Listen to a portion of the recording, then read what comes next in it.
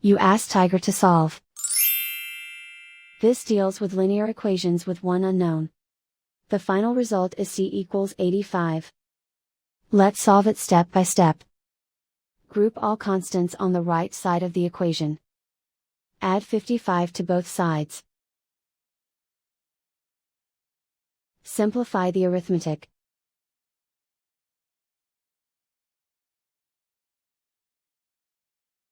Isolate the x. Divide both sides by 6.